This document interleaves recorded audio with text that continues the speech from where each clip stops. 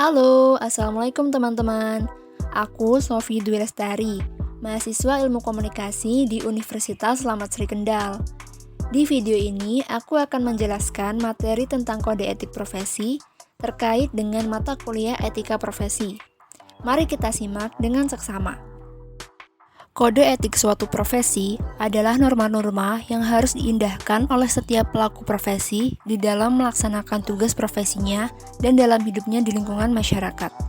Norma-norma tersebut berisi petunjuk bagi para pelaku profesi tentang bagaimana mereka harus menjalankan profesinya dan larangan-larangan, yaitu ketentuan-ketentuan tentang apa yang tidak boleh diperbuat atau dilaksanakan oleh mereka.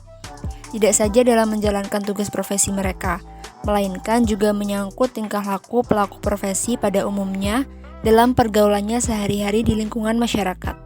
Menurut Abdul Qadir Muhammad, kode etik profesi adalah norma yang ditetapkan dan diterima oleh kelompok profesi yang mengarahkan dan memberi petunjuk kepada anggota, bagaimana seharusnya berbuat dan sekaligus menjamin mutu moral profesi di mata masyarakat. Menurut Sonny Karaf, kode etik merupakan kaidah moral yang berlaku khusus untuk orang-orang profesional di bidang tersebut. Pada dasarnya, kode etik memiliki fungsi ganda, yaitu sebagai perlindungan dan pengembangan bagi profesi.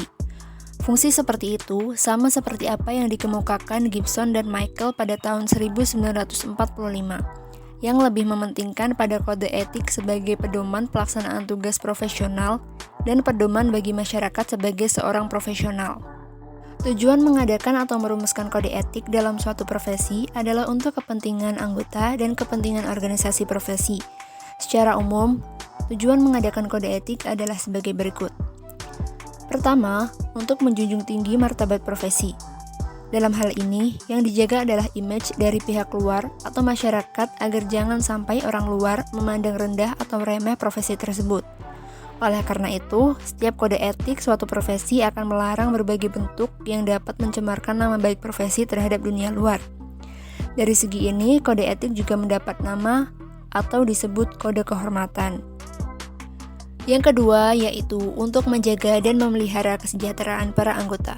Yang dimaksud kesejahteraan di sini ialah berupa kesejahteraan material dan spiritual atau mental. Dalam hal kesejahteraan material para anggota profesi, kode etik umumnya mengadakan larangan-larangan kepada para anggotanya untuk melakukan perbuatan-perbuatan yang merugikan kesejahteraan para anggotanya. Yang ketiga, untuk meningkatkan pengabdian para anggota profesi. Dalam hal ini, kode etik juga berisi tujuan pengabdian generasi tertentu, sehingga bagi para anggota profesi dapat dengan mudah mengetahui tugas dan tanggung jawab pengabdiannya dalam melaksanakan tugas profesinya. Oleh karena itu, kode etik merumuskan ketentuan-ketentuan yang perlu dilakukan oleh para anggota profesi dalam menjalankan tugasnya. Yang keempat, untuk meningkatkan mutu profesi. Untuk meningkatkan mutu profesi, kode etik juga membuat norma-norma tentang anjuran agar para anggota profesi selalu berusaha meningkatkan mutu para anggotanya sesuai dengan bidang pengabdiannya. Di samping itu, kode etik juga mengatur bagaimana cara memelihara dan meningkatkan mutu organisasi profesi. Selain fungsi dan tujuan tadi, terdapat pula beberapa prinsip dasar yang menjadi landasan dalam pelaksanaan kode etik profesi. Adapun prinsip-prinsip etika profesi adalah sebagai berikut. Pertama adalah prinsip tanggung jawab. Setiap profesional harus bertanggung jawab terhadap pelaksanaan suatu pekerjaan dan juga terhadap hasilnya. Selain itu, profesional juga memiliki tanggung jawab terhadap dampak yang mungkin terjadi dari profesinya bagi kehidupan orang lain atau masyarakat umum.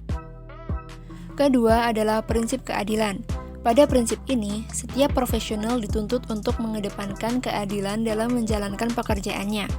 Dalam hal ini, keadilan harus diberikan kepada siapa saja yang berhak. Yang ketiga adalah prinsip otonomi.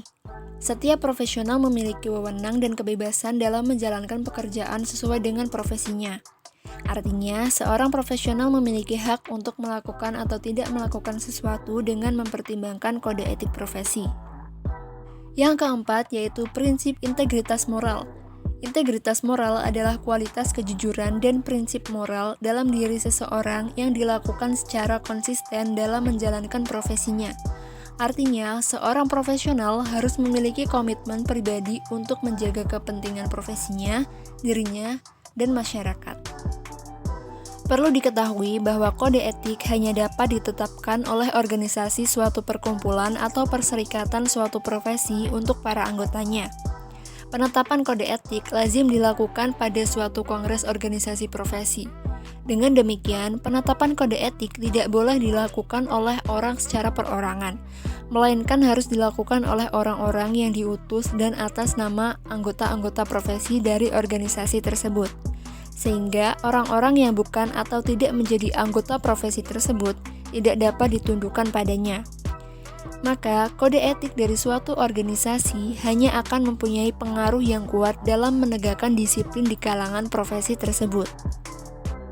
Sekian penjelasan dari materi tentang kode etik profesi yang terkait dengan mata kuliah etika profesi ya teman-teman. Semoga ini bisa bermanfaat dan menambah pemahaman kalian. Terima kasih karena sudah menonton, dan sampai jumpa di lain kesempatan.